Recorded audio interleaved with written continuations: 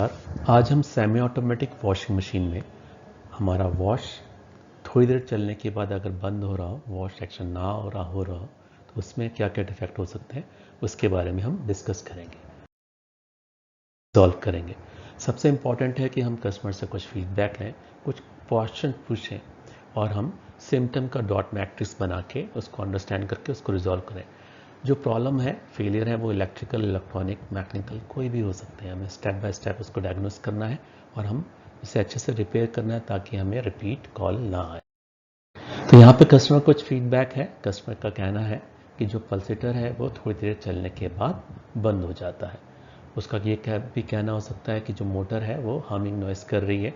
उसका ये कहना भी हो सकता है कि जो मोटर है कुछ देर चलती है और फिर वो बंद हो जाती है, फिर स्टार्ट हो जाती है। उसका ये भी कहना हो सकता है कि जो पल्सेटर है वो थोड़ा सा बबल करता है और वो रोटेट नहीं होता है, या हल्का सा मूवमेंट होता है लेकिन वो पल्सेटर का रोटेशन नहीं होता। तो हमें कुछ क्वेश्चन जो कस्टमर से पूछना है कि हम ये पूछ सकते हैं कि कुछ को मोटर की हमिंग साउंड कुछ आ रही है, और हम ये भी पूछ सकते हैं कि जो पल्सेटर है वो रोटेट हो रहा है कि नहीं हो रहा है। बिल्कुल रोटेट हो रहा है या नहीं हो रहा है वो अंडरस्टैंड कर सकते हैं। मशीन को उसने कितनी देर तक चला रहा है, कंटिन्यूस कितनी देर तक चला रहा है।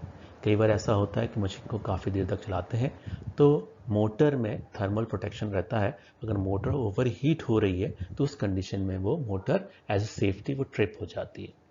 तो हम ये भी पूछ सकते हैं कि वो किस टाइप की लॉन्ड्री उसमें धो रहा है, कहीं मशीन ओवरलोड तो नहीं कर रहा है। हमें ये भी चेक करना है कि उसको पल्सेटर रोटेशन में कुछ उसको प्ले या कुछ साउंड तो नहीं आ रहा है, तो वो हम अंडरस्टैंड कर सकें। यहाँ पे हम ये देख रहे हैं क्या क्या डिफेक्ट हो सकते हैं। तो ये भी हो सकता है कि वोल्टेज कंडीशन सही ना हो, प्रॉपर ना हो। वॉश मोटर जो है उसका जो कैपेसिटर है वो फॉल्टी हो। ये भी हो सकता है कुछ कस्टमर एजुकेशन की रिक्वायरमेंट है। हो सकता है जो पल्सेटर का ग्रुप है वो खराब हो गया हो। तो यहाँ पे इलेक्ट्रिकल डिफेक्ट में हमारा कैपेसिटर फॉल्टी हो सकता है, मैकेनिकल में पल्सेटर के जो ग्रूव है वो ख़राब हो गए हों, और कस्टमर यूसेज में या सराउंडिंग में हम ये देख सकते हैं कि कस्टमर कहीं ओवरलोड तो नहीं कर रहा मशीन। इन्वायरमेंटल कंडीशन में हम ये देख सकते हैं कि वोल्टेज प्रॉपर है कि नहीं। यहाँ पे सबसे फर्स्ट चेक पॉइंट जो रहेगा वो हमारा रहेगा वोल्टेज कंडीशन। वोल्टेज कितना आ रहा है, पावर बोर्ड पे सप्लाई पे हम वोल्टेज चेक करना है। अगर इम्प्रॉपर वोल्टेज रहेगा, वोल्टेज बहुत कम या बहुत ज़्यादा होगा, उस कंडीशन में भी हमारी मोटर जो है ओवर हीट होकर ट्रिप होगी। फिर हमें चेक करना कि अगर ऐसा नहीं है तो हो सकता है कैपेसिटर में कुछ डिफेक्ट हो, तो हमें कैपेसिटर भी चेक करना है। कैपेसिटर का कैपेसिटेंस हम चेक करना है। अगर कैपेसिटर ख़राब है तो हमें कैपेसिटर रिप्लेस करना है। कस्टमर मिसयूज़ तो नहीं हो रहा, कस्टमर जो यूज़ कर रहा है वो प्रॉपर यूज़ कर रहा है कि नहीं कर रहा है। जैसे कस्टमर को एजुकेट करना, ये सब चीज़ें भी हमें ध्यान रखनी पड़ेगी। पल्सेटर कई बार ऐसा होता है कि थोड़ी देर चलने के बाद उसका जो ग्रूव है वो थोड़े लूज़ हो जाते हैं या ग्रूव कट जाते हैं। तो जो मैकेनिकल असेंबली के ग्रूव्स हैं वो पल्सेटर में, वो पल्सेटर फ्री होने के कारण जो पल्सेटर मूव नहीं करता, उसके कारण भी ये डिफेक्ट हो सकता है। तो हमें यहाँ पे चेक करने के लिए हमें एक फिलिप्स का स्क्रू ड्राइवर चाहिए, एक मल्टीमीटर चाहिए जिससे हम कैपेसिटेंस और हम रेजिस्टेंस मेजर कर सकें।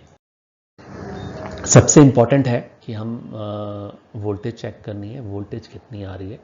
तो स्टैंडर्ड ऑपरेटिंग वोल्टेज हम देखते हैं वो 220 से 240 वोल्टेज आना चाहिए। हमें एज ए सेफ्टी प्रिकॉशन भी हमें चेक करना है, न्यूट्रल टू अर्थ 2 वोल्टेज से ज़्यादा नहीं होना चाहिए।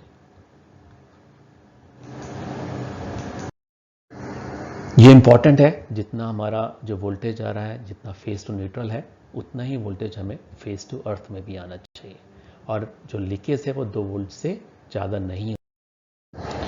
हम कैपेसिटर डिफेक्ट अगर है तो हम कैपेसिटर डिफेक्ट करने के लिए सबसे इम्पॉर्टेंट है कि हम कैपेसिटर को टेस्ट करें। कैपेसिटेंस जो वैल्यू रहती है सेमी ऑटोमेटिक में करीबन 11 माइक्रोफैराड की अपनी जो वैल्यू रहती है वो हम चेक करेंगे। कैपेसिटेंस के लिए हम जो मल्टीमीटर में हम जो है कैपेसिटेंस में हम रखेंगे, पॉजिटिव का पॉजिटिव में और नेगेटिव का नेगेटिव में हम करके इसका जो कैपेसिटेंस चेक करेंगे।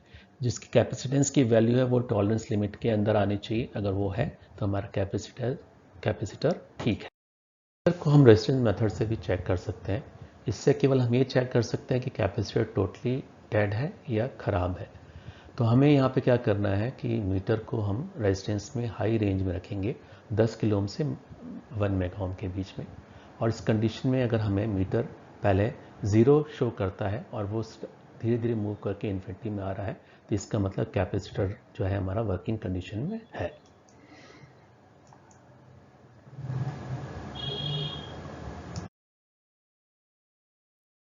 कंटिन्यूटी मेथड से भी चेक कर सकते हैं।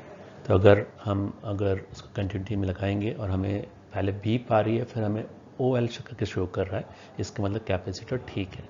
अगर वो कोई भी साइन शो नहीं कर रहा है तो कैपेसिटर ओपन है। अगर मल्टीमीटर बीप कंटिन्यूसली कर रहा है, इसका इंडिकेशन है कि जो हमारा कैपेसिटर है वो शॉर्ट है, और इसलिए हमें उसको रिप्लेसमेंट करना।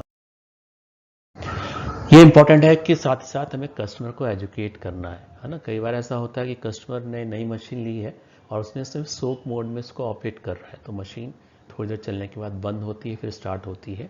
तो हमें कस्टमर ने अगर नई मशीन ली है तो अगर उसने सोक मोड है तो उसके बारे में प्रोग्राम को उसे एक्सप्लेन करना है। कई बार ऐसा होता है मशीन कस्टमर ओवरलोड करता है, तो काफ़ी देर चलने के बाद मशीन हमारी कुछ देर चलने के बाद हो सकता है ओवर हीट होके वो बंद हो रही हो। हमारे मोटर में एक ओवरलोड थर्मल ओवरलोड लगा रहता है। अगर मशीन ओवर हीट हो रही है तो उस कंडीशन में वो एज ए सेफ्टी प्रिकॉशन उसकी सप्लाई डिस्कनेक्ट कर देता है। तो हमें ये भी समझाना है। कई बार ऐसा होता है कि प्रॉपर वेंटिलेशन नहीं है, इसलिए मोटर जल्दी गर्म हो रही है, तो वो भी हमें कस्टमर को समझाना है। कई बार ऐसा होता है कि जो पल्सेटर का ग्रुप है वो ख़राब हो गया हो, तो कई बार वो थोड़ी देर चलता है, उसके बाद वो जो ग्रुप है वो फेल हो जाता है। तो उस कंडीशन में हमें जो है पल्सेटर जो है हमें उस कंडीशन में जो है पल्सेटर जो है वो हमें रिप्लेस करना पड़ेगा, या उसमें उस कंडीशन में हमें पल्सेटर रिप्लेस करना पड़ेगा। ऐसे हम अंडरस्टैंड करके इसको कॉल को हम रिजॉल्व कर सकते हैं। Thank you.